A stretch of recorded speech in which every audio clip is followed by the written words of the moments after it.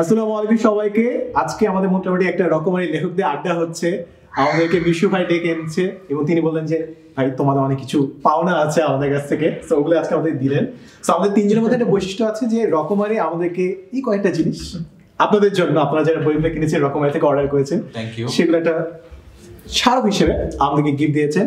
So আজকে আমরা যে তিনটা জিনিস জানতে চাবো, একটা হচ্ছে 2020 সালে আমাদের তিনজনের যে বইগুলো বের হয়ে গেছিল সেগুলোর এক্সপিরিয়েন্স, সামনে আমরা কি চাচ্ছি, এবং এই যে আমাদেরকে যে রকমারি বিশু ভাইয়া আমাদেরকে যে গিফট দিচ্ছে, আমাদেরকে যে রেকগনিশন দিচ্ছে, এগুলো নিয়ে এক্সপিরিয়েন্সটা কি। সো ফার্স্ট অফ অল শুরু করবো শেরজি ভাইয়া দিয়ে। আপনার এক্সপিরিয়েন্স কেমন ছিল 2020 সালে? আলহামদুলিল্লাহ, এটা অসাধারণ একটা অভিজ্ঞতা ছিল। শুরুতে প্রোডাক্টিভ মুসলিম বইয়ের লেখক, হ্যাঁ, উনি অনুবাদ করছেন, ওনার সাথে আরেক ভাইয়া ছিলেন মিরাজ রহমান ভাইয়া এবং হামিদ সিরাজি ভাইয়া, দুইজন মিলে একটা অসাধারণ কাজ করছে এবং রকমারি বেস্টসেলার লিস্টে ওনাদের বইটা আছেন। এবং আমি যে রিভিউগুলো দেখেছি সেই রিভিউগুলো অনেক সুন্দর ছিল এবং সবাই বেশ এভাবে বলছে যে বইটা সবার একবার পড়ে দেখা উচিত। অ্যাবসলিউটলি। সত্যি বলতে আমি বইমেলার কিছুদিন আগে প্রায় 6 মাসের মতো আইসোলেশনের মতো অবস্থায় ছিলাম, যদিও এটা করোনা কেন্দ্রিক ছিল না। তো তারপরে যখন স্বাভাবিক হলাম, তারপর বইটা পাবলিশ হলো। তো এই বইটার সবচেয়ে এক্সাইটিং ব্যাপার হচ্ছে যে আমরা 19-এর দিকে বের হওয়ার কথা ছিল, একটা সমস্যার কারণে হয় নাই। তারপর 20-এর দিকে যখন আসে তখন আনন্দটা একটু বেশি। সবচেয়ে আনন্দের ব্যাপার হচ্ছে কোনো একটা বই বা কোনো একটা প্রজেক্ট বলি অথবা প্রতিষ্ঠান বলি যখন মানুষ ওন ফিল করে। তো প্রোডাক্টিভ মুসলিম বইটা সেই জায়গাটায় একটা উজ্জ্বল অবস্থান ধরে রাখছে, যে সবাই ফিল করে যে হ্যাঁ যখন পরে বা হাতে নাই যে আমি প্রোডাক্টিভ হব, নিজেকে ফিল করে ওই জায়গাটায় দেখে। তো এটাই হচ্ছে সবচেয়ে বড় সারপ্রাইজিং একটা দিক আর কি। এবং বইমেলার সময়টা অসাধারণ কেটেছে। আমি অনেকবার গিয়েছি, ওদের সাথে কথা বলেছি এবং যখন বিশেষ করে তারা কল দিয়ে অথবা টেক্সট পাঠিয়ে বিভিন্নভাবে কৃতজ্ঞতা জানায় বইটার জন্য বা তাদের এক্সপিরিয়েন্স শেয়ার করে, এটা আমার মনে করি অনেক বড় একটা পাওনা অনুবাদক হিসেবে আর কি। মাশাআল্লাহ। এরপর আমি জানতে চাবো আব্দুল্লাহ ভাইয়ের কাছ থেকে। রোয়ার বাংলায় বেশ পরিচিত একজন মানুষ, তার ব্লগগুলো আমি নিয়মিত দেখি বিকজ আমার নিজে বিভিন্ন জিনিসের অপিনিয়ন জানতে হয়। সাদমান ভাই, তার একটু অ্যাড করতে চাই। অবশ্যই ভাই, রোয়ার বাংলা সেলিব্রিটি লেখক, তাই না? হ্যাঁ, আচ্ছা। তাই না? ভাই একটু শুনে কেমন খুবই ইনফ্লুয়েন্সার বলে, সোশ্যাল মিডিয়া ইনফ্লুয়েন্সার কে পাশে বসে সোশ্যাল মিডিয়া ইনফ্লুয়েন্সার। তো ভাই আপনার বইটার নাম বলেন এবং আপনার এক্সপেরিয়েন্স শেয়ার করেন 2020 সালে, যেটা কারণে আপনি অ্যাওয়ার্ডটা নিয়ে বসে আছেন এখন। আমার বইয়ের নাম খুবই বিতর্কিত এবং শুরু থেকেই মানুষজন সন্দেহের দৃষ্টিতে তাকাতো। ইহুদি জাতির ইতিহাস, যেহেতু ইহুদি নিয়ে বই সুতরাং অবশ্যই একটু ঝামেলা থাকবে।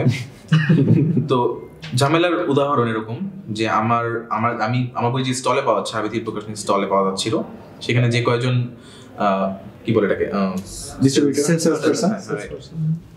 তো তাদের কাছে তারাও নিজেরা গালি খেয়েছে জাস্ট বিকজ তারা এই বইটা মানুষের কাছে সামনে আগায় দিচ্ছে দেখে।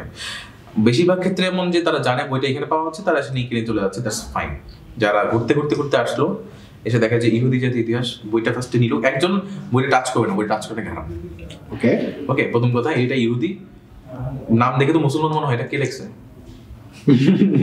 এই ব্যাপারে আপনার ডেফিনিশন কখনো কি দিয়েছেন কোন জায়গায় যে এই বইটার লেখার পিছনে কি ডেফিনিশন ছিল? সবাই যেহেতু এইরকম ভাবে আসলে কাহিনীটা কি, মানে এটা ইহুদি জাতির ইতিহাস, মানে আপনি পক্ষে বলছেন বিপক্ষে লিখছেন, আমি কি তো বলবো নাকি না? প্রথম কথা হচ্ছে যে আমি বইটা যেভাবে বিষয়টা এরকম যে আমি যখন ফার্স্ট টাইম এই টপিকটা নিয়ে ইন্টারেস্ট ফিল করি তখন হচ্ছে সাপোজ 5 ইয়ার্স আগে আমি পড়াশোনা তখনও চলতেছে। তো আমি ফেসবুকে মোটামুটি লিখলাম একটা বিষয়, এইটা টপিকটা একটা নোট, ফেসবুকে তখন নোট বেশ ভালোই মানে পপুলার ছিল।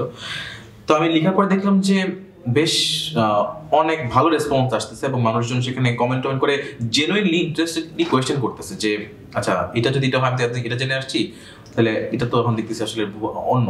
তার থেকে বড় কথা হচ্ছে কি এই যে whatever the population is Jewish পিপলদের পৃথিবী জুড়ে, বাংলাদেশে যদিও নাই অফিসিয়ালি, সো তাদের সম্পর্কে উপমহাদেশীয়, বিশেষ করে উপমহাদেশীয়, পুরো মুসলমান না বললাম, উপমহাদেশীয় একটা কি বলবো এটাকে, মানে বংশধারায় চলে আসা একটা ঘৃণা আছে, কাজ করে। আমি বলতেছি না যে তারা কোনো দোষ করে না, কিছু না, that's not the point, but thing is একজন ধরেন আমি কোথায় জন্মগ্রহণ করছি, আমি মুসলমান পরিবারে জন্মগ্রহণ করছি, দ্যাটস ওয়াই আমি মুসলমান, right? That's the by birth thing. এরকমই একজন ইহুদি জন্মগ্রহণ করলো ইহুদি পরিবারে, সে বাই বার্থ একজন ইহুদি, হ্যাঁ।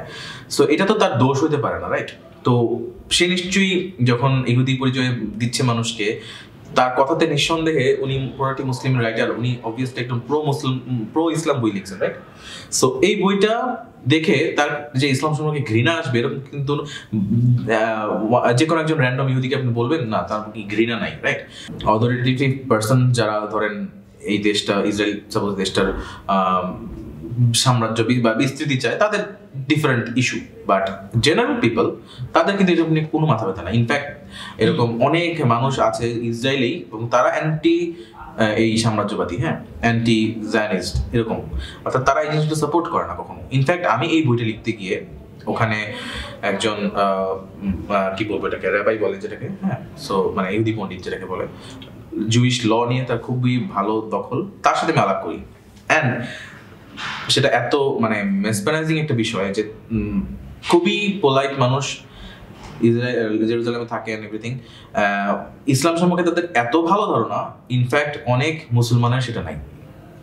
হি ক্যান কোট হাদিস এত নামে এই আছে সেই আছে, কোরআনে এত এই বলা আছে, ইনফ্যাক্ট অল দ্য নবীর জীবনী সব তাদের পড়া এরকম, হ্যাঁ।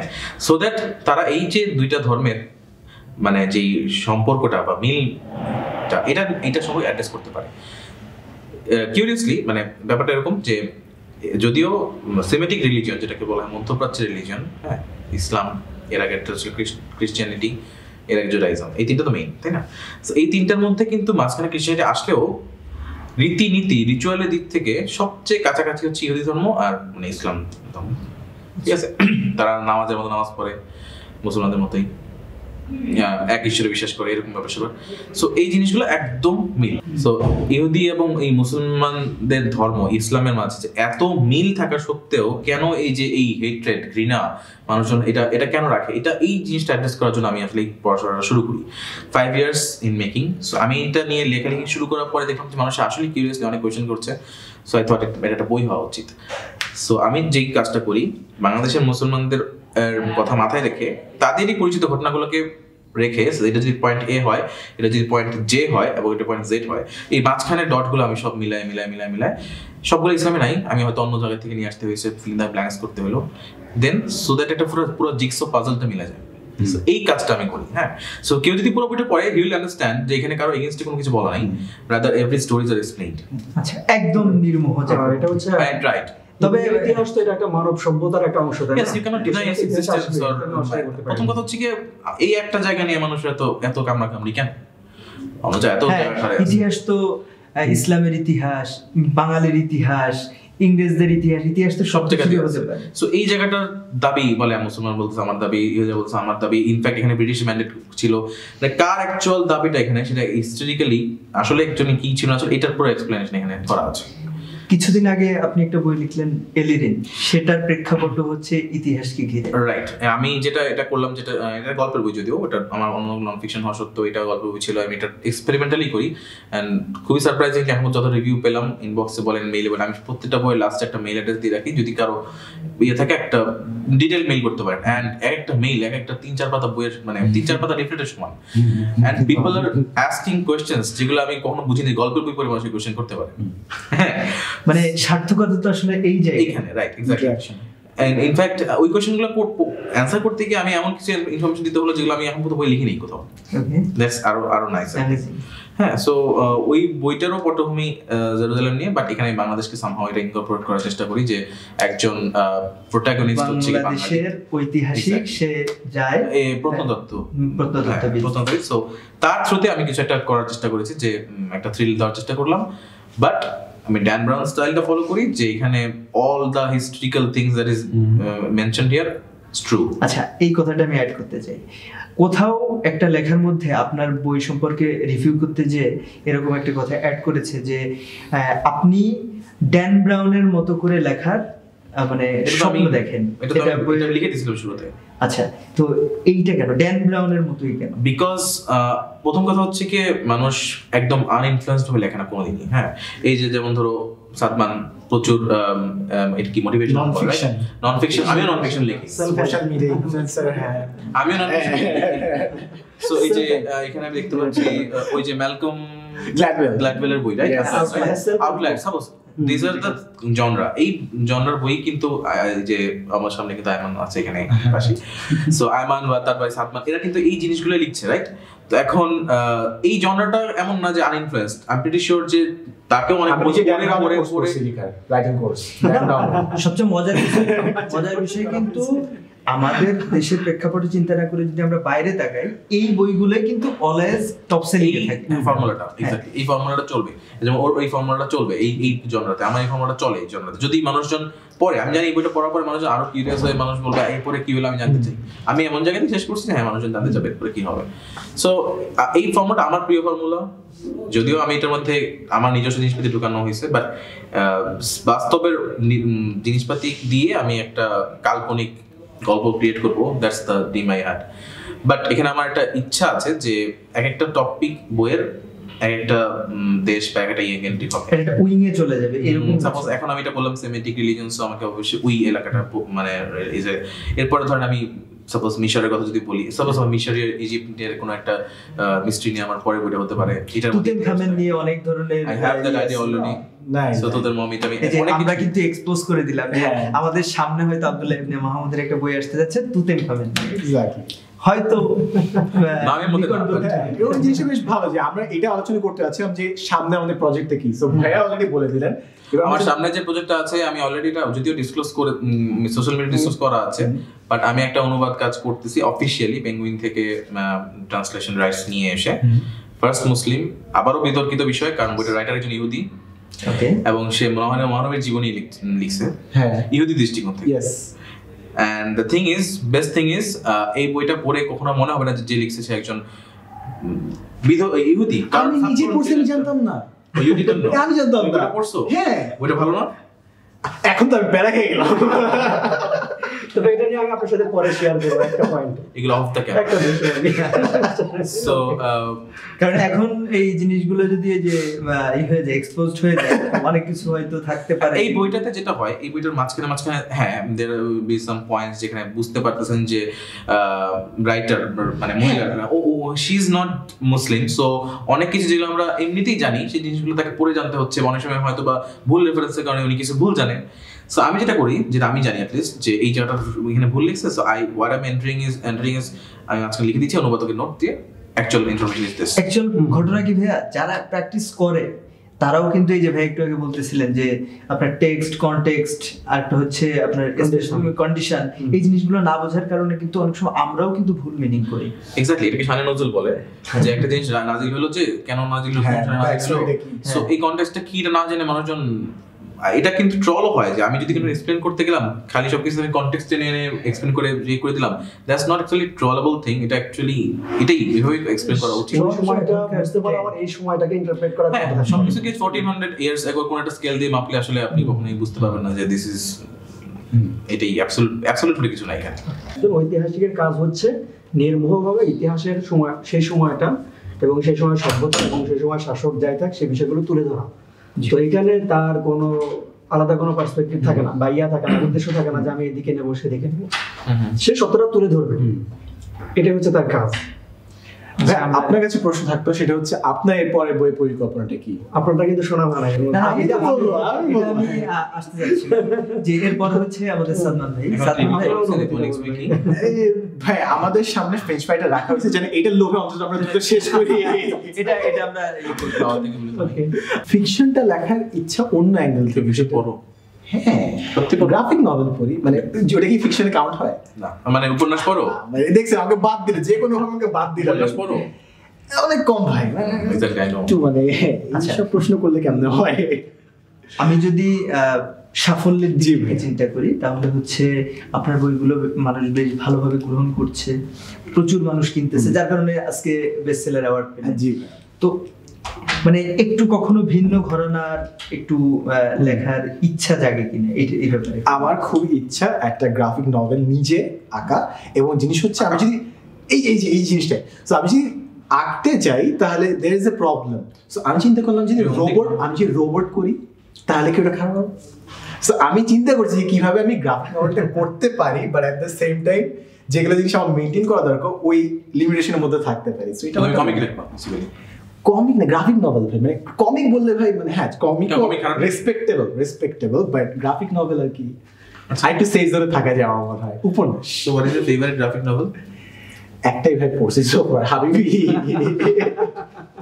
আচ্ছা আমি আপনি সবসময় হচ্ছে আমরা যতগুলো বই পেয়েছি ম্যাক্সিমাম হচ্ছে নন ফিকশন এবং Yes. হচ্ছে আত্মোন্নয়নমূলক বই। জি জি এবং বাংলাদেশের মানুষ যেহেতু এগুলো পজিটিভলি অ্যাকসেপ্ট করতেছে, মানে বিষয়টি কি এরকম যে এটা কি ডেটা দেখাচ্ছে যে এইগুলো হচ্ছে বেশি মানুষ গ্রহণ করতেছে এই জন্য আমি এইগুলো লিখি, নাকি আপনাদের কাজের ব্যাকগ্রাউন্ড গুলো ছিল এইগুলো সেখান থেকে এইগুলো লেখার ইচ্ছা? আমার মনে হয় আমি যে ইউটিউবে ভিডিওগুলো বানাই সব থেকে বেশি যে জিনিসগুলো মানুষ দেখে সেটা হচ্ছে গল্পের ভিডিও। মানে গল্প আমি কখনো আমার বইতে দেখিনি, তো আমার মনে হয় কাজের থ্রুতে এখানে আসে না, এটা জাস্ট প্র্যাকটিক্যালিটির জায়গা থেকে যে জিনিসটা শিখাচ্ছি গল্পের থ্রুতে বলতে হলে অনেকগুলো ফ্যাক্ট চলে আসে, অর্থাৎ অনেক কথা চলে আসবে যেটার মাধ্যমে আমি আসল স্টোরিটা বলতে গেলে অনেক সময় লাগবে। তাই সলিড জিনিসপত্র যেন বলে দিতে পারি ওই জন্য নন So তুমি ফিকশন। বেসিক্যালি এইসবের গল্পের এগেইনস্ট? না অবশ্যই না, ওগুলো তো পড়বে এবার সবার তো সময় নেই, কয়জন 10 পৃষ্ঠার বেশি পড়ে, আমার তো এটাই সমস্যা আমি থাকি যে একটা নাম কি সে সামারি করে দেয়? ব্লিঙ্কিস্ট। লিঙ্কিস্ট। ও হ্যাঁ ওটা আমি সাবস্ক্রিপশন নিচ্ছি যে হ্যাঁ ও আচ্ছা ওগুলো আমার এক্সিস্ট। আচ্ছা ভাইয়ের কাজ সামনে কিছু বলতেই ভয় লাগে আমার, কিলে কিলে ধরবে। আমরা কি টোটালি অপোজিট। আমরা কি পাঠকদের তো এটা মানে ইন্সপায়ার করার কিছু নেই যে ব্লিঙ্কিস দিয়ে পড়া? না, কারণ আমরা please তো don't.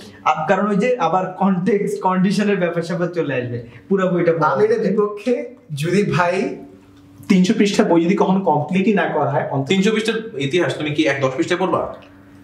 যদি আমাকে সামারি দিতে পারে, তোমাকে কোনো জিনিস বুঝাতে পারে, তোমাকে যদি এক্সপ্লেইন করতে বলে আলেকজান্ডার কেন এই জায়গাতে সাপোজ কথার কথা এই আক্রমণ না করে আক্রমণ করলো কেন, তুমি জানো যে সামারিতে তুমি দেখতে পাচ্ছ যে হ্যাঁ আক্রমণ করলো না 2 লাইন একটা অ্যানসার আছে, বাট তোমাকে ইনডেপথ একটা অ্যানালাইজ করতে দিবনি, তুমি তখন 10 কয়জনের জীবনে এই জিনিসটা প্রাসঙ্গিক এবং কয়জন অ্যাকচুয়ালি এফোর্ট দিয়ে জিনিসটা আনসার বের করবে। সবার জীবনে এটা প্রাসঙ্গিক হওয়া উচিত। শর্টকাট ইজ নট এই সবার জীবনে প্রাসঙ্গিক না, সবার জীবনে এটা প্রাসঙ্গিক না। Shortcut is not the way. হ্যাঁ of course not the way, but there are smarter way. এটা একটু আলাদা যে আসলে পারপাসটা কি। উপন্যাসে আমাদের একটা উদ্দেশ্য থাকে সেই সময়টা দেখা, মানে নিজে ফিল করা ওই অবস্থানে থেকে এবং সেই পালসটা ধরতে পারা নিজে, এবং ইমোশনটাকে বেশি হাইলাইটস করা হয় নাকি সব মিলিয়ে পূর্ণাঙ্গ পিকচার। আর সেলফ হেল্প বইয়ের উদ্দেশ্য হচ্ছে হাউটাকে বেশি মানে টার্গেট করে লেখা হয় যে আমরা কিভাবে ইমিডিয়েটলি পরিবর্তন আনতে পারি জীবনে। তো আমার নিজের ক্ষেত্রে যদি বলি সে আমি কেন এই ফিল্ডে লিখি, সেটা হচ্ছে আমি পাবলিক লাইব্রেরিতে একটা বই পেয়েছিলাম, সেটা হচ্ছে 100% সাক্ষাৎকার। তো তারা বলছেন যে আপনার জীবনের পুরো জীবনের শিক্ষাটা এক কথায় বলেন। তো সেখানে একজন বলছে যে একজন মানুষ সারা জীবনযাপন করে সঠিকভাবে জীবনযাপন করা শেখে, আর যখন সঠিকভাবে জীবনযাপন করা শেখে তখন সে মৃত্যুর দূর করায়। তা আমি তখন আমার ব্রেনে এটা আসছে যে হ্যাঁ এটা তো ইন্টারেস্টিং একটা ব্যাপার, যে আমরা আসলে অনেক একটা বিষয় অনেক দিন কাজ করার পরে এক্সপিরিয়েন্সটা আমরা জানি। তো 30 বছর একজন ব্যক্তি হয়তো বা হোটেল ম্যানেজমেন্ট নিয়ে কাজ করছেন, ঠিক আছে, অথবা এডুকেশন নিয়ে ভাই কাজ করেন। তো এখন আমি যদি তার কাছে যাই, ভাইয়ের কাছে যদি আসি অ্যাডভাইস নেই, তাহলে হয়তো বা 30 বছর আমার লাগবে না। ওনার যদি 5 বছরের অভিজ্ঞতা থাকে সেটা আমার হয়তো 5 মাসে হয়ে যাবে, কারণ কিভাবে এটা এখানে রোল প্লে করতে হয়, কি মেজর ফ্যাক্টরগুলো আছে ভাই এটা জানেন, আমাকে বলে দিবেন। কিন্তু আমি যদি ঠেকে শিখতে যাই তাহলে আমার 5 বছরই লাগবে। তো জীবন এত দীর্ঘ নয় যে সবসময় মানে নিজে ঠেকে শিখবো, অন্যদের জীবন থেকে শেখা যায়। এটাই হচ্ছে পার্সোনাল ডেভেলপমেন্টের মেইন। এটা হচ্ছে কি ইন্টারেক্টিভ অর্থাৎ সেলফ ডেভেলপমেন্ট টাইপের শিক্ষণীয় গুলোর মধ্যে। জগৎটা অন্য জনের ক্ষেত্রে কি বলবা? অন্য জনের তো ভাই কখন তো সাহিত্য স্পিড রিড করে শেখা যায়, এটা সাহিত্য সময় নিয়ে করতে তোমার হয়। জনতে আমি যখন কাজ করি সো এটা ডিফারেন্ট হতে পারে, বাট আদার জনতে আমি বলতে পারি আমার জনতে মানুষ চায় যে কিভাবে ভাই দ্রুত রেজাল্ট সেলফ পাবো। হেল্পের বিষয়টা হচ্ছে অলরেডি উন্নত বিশ্ব যাদেরকে আমরা বলি বিপ্লব হয়ে গেছে এই বিষয়টা, আমাদের এখানে এখনো সেভাবে শুরু হয় না। কিন্তু যেরকম বইগুলোর সেল থেকে বোঝা যায় যে এটার গতিটা কোন দিকে যাচ্ছে, এটা রেগুলেশন হবে, কারণ হচ্ছে এটা আমি ইমিডিয়েট আমি উপকার পাচ্ছি, এক্সপিরিয়েন্সের মধ্যে দিয়ে যাওয়া যায়। যেমন আমি যখন কাজ করি তখন আমি নিজের উপরে কাজ করতেছি, বই লিখতেছি না, এটা আমি প্র্যাকটিস করি। তো উপন্যাসের জায়গা হচ্ছে জিবরন একটা কথা বলেছেন, বিজনেস ফিলোসফার জিবরন, উনি বলেছেন যে আপনি ফুল বিভিন্ন জায়গায় পাবেন কিন্তু বাগানে হচ্ছে উত্তম জায়গা কুড়ানোর। অন্য কোথাও আমি নেগেটিভ ভাবে বলতে চাচ্ছি না, ওনার কথাটা বলছি যে অন্য কোনো জায়গায় রাস্তাঘাট বিভিন্ন জায়গায় আপনি ফুল পাবেন হয়তো বা পড়ে আছে, কিন্তু সেটা ফুল কুড়ানোর জায়গা না। তো আপনাকে বইগুলো রাইটলি চয়েস করতে হবে, রাইট চয়েস করতে হবে যে কোন বিষয়গুলোতে আপনি জীবন পাবেন সরাসরি, এবং জীবন যাপনের শৈলী যে শিল্প সেটা আপনি পাবেন। তো এই জায়গা থেকে আমি নিজে প্রিফার করি সেলফ হেল্প বইগুলো পড়া, কারণ আপনি উপন্যাস বলেন, গল্প বলেন, উদ্দেশ্য হচ্ছে একটা মেসেজ দেওয়া। আর তার চেয়েও বড় ব্যাপার হচ্ছে মেসেজের পাশাপাশি কিভাবে রোল প্লে করবো আমি নিজে সেটা বলা। কিন্তু উপন্যাসে কিন্তু সেটা বলা যায় না, কিন্তু যারা একটু ডিপ লেভেলে চিন্তা করতে পারে তারা এখান থেকে অনেক কিছু নিতে পারে, কিন্তু বেশিরভাগ মানুষ কিন্তু আবেগ নেয়। উপন্যাসে বেশিরভাগ মানুষ এখান থেকে আবেগ ম্যাক্সিমাম নেয়। জিনিস ঘটনার প্রেক্ষিতে আপনাকে শেখানোর চেষ্টা সেখান থেকে বেশিরভাগ মানুষ আবেগটা নেয়। আপনি জিজ্ঞেস করবেন কেমন বা বইটা পড়ে আপনার অনুভূতি কি, সে বলবে যে ভালো লাগছে। কিন্তু এটাই তো আমার পারপাস না একটা বই পড়ার। আমি ঠিক কোন স্পেসিফিক পয়েন্টে আমার বোধের জায়গাটা পরিবর্তন আসছে এবং আমার জীবনযাপনের কোথায় পরিবর্তন আসলো, সেটাই কিন্তু উদ্দেশ্য হওয়া উচিত। আর সবাই কিন্তু এই উদ্দেশ্য নিয়ে লেখে না, এটা একটা বিষয়। অর্থাৎ পাঠকরা অনেক কিছু চায়, এখন আমি অনেক কিছু দিতে পারবো না, তাহলে আমি থিঙ্কার কেন বা আমি কেন লিখবো? কারণ হচ্ছে যে তাদের প্রয়োজনটা আমার বোঝা উচিত, সেই জায়গা থেকে আমার একটা মেসেজ দেওয়া উচিত। যেমন আমরা হিউম্যান বিং, আমাদের অভ্যাস হচ্ছে আমরা কি অলসতা ভালো লাগে, এখন কি আমরা অলসতা নিয়ে কাজ করবো, লিখবো? তা তো না। মানে সবারই তো ভালো লাগে যে আমরা একদমই অলসতা নিয়ে কাজ করবো না। সালমান ভাই আমাদের ওর সময় বলা হয়নি কেন? হ্যাঁ, এই যে এবার কি বই আসতেছে, এটা কি এক্সপোজ কি কোনো জায়গায় করতেছেন নাকি? আমার মনে হয় মানুষ মোটামুটি জেনে গেছে। 2020 সালে ছিল হচ্ছে, শুরু হলো হচ্ছে স্টুডেন্ট হ্যাক্স, তারপর আসলে হচ্ছে কমিউনিকেশন হ্যাক্স 2020 সালে, এবং ইনশাআল্লাহ 2021 সালে। Marketing hacks. কেমনে জানলেন ভাই? ও মাই গড। তো ইনশাআল্লাহ 2021 এ মার্কেটিং হ্যাক্স এন্ড 2022 তে মানি হ্যাক্স, টাকা পয়সা। Wow. বাট ওটা লং টার্ম, পরে মানি হ্যাক্স। মানি হ্যাক্স। তার আগে আমার ধারণা হ্যাঁ। সাদুল ভাই 2022-এ তার আগে আমাদের মাহমুদ ভাই এইটাকে মানি হ্যাক্স করে হ্যাঁ। মোটামুটি অনেক কিছু করে ফেলবে। ঠিক। আমরা সেই অপেক্ষায় থাকি, বই টই লিখে এসে বিভিন্ন সেটা ওয়ার্ড ওইটা জয় করে ফেলবে। হ্যাঁ, জয় করে ফেলবে। তো ভাই বেশ ভালো এক্সপেরিয়েন্স হবে ইনশাআল্লাহ। তো আমরা 2021 21 সালের সাল। বই মেলার জন্য অপেক্ষা করি, বইগুলো আসুক, আপনারা সুন্দরভাবে লেখা শেষ করেন। আর ডিস্ট্রিবিউশনের জন্য তো রকমারি আছে, এই পাশে ডিস্ট্রিবিউশনের জন্য রকমারি তো সবসময় আছে, সবার দ্বার প্রান্তে পৌঁছে দিচ্ছে বইগুলো। অবশ্যই। এবং আমরা তো এখন বইগুলো তো হ্যাঁ হবে, হ্যাঁ করোনা। ও আই গেস ভ্যাকসিন বের হয়ে গেছে। না, বিষয়টা হচ্ছে বই মেলা প্রতিদিন হবে, সেটা হচ্ছে রকমারিতে। রকমারিতে। তো আমরা আসলে বইটা যদি আপনারা লিখে বের করতে পারেন, ডিস্ট্রিবিউশন নিয়ে আসলে আপনাদের হেডেক নাই, ওই হেডেক আমাদের। তো যাই হোক, তারপর আমরা আশা করবো বই মেলা হোক, আমরা সবাই সোশ্যাল ডিস্টেন্স মেনটেন করে মুখে মাস্ক লাগিয়ে মানুষের সাথে যাই, আমরা কাছে যে চোখ দেখে চেনার চেষ্টা করবো যে ভাই, তখন বলবে হ্যাঁ হ্যাঁ আমি। এভাবে আমরা যাব ইনশাআল্লাহ, তারপরেও ভালো কিছু হবে। Thank you so much Farid ভাই, thank you so much Abdullah ভাই, thank you so much Mishu ভাই, আমাদের সবাইকে একত্রিত করার জন্য। আপনি মাঝখানে মিস করবেন আপনারা দুইজন। এই ভিডিও কাটার পর হ্যাঁ, তাহলে আমরা বিদায় নিয়ে নিই। ইনশাআল্লাহ দেখা হবে 2021 সালের বই মেলায় অথবা অনলাইনে রকমারি বই মেলা। রকমারিতে।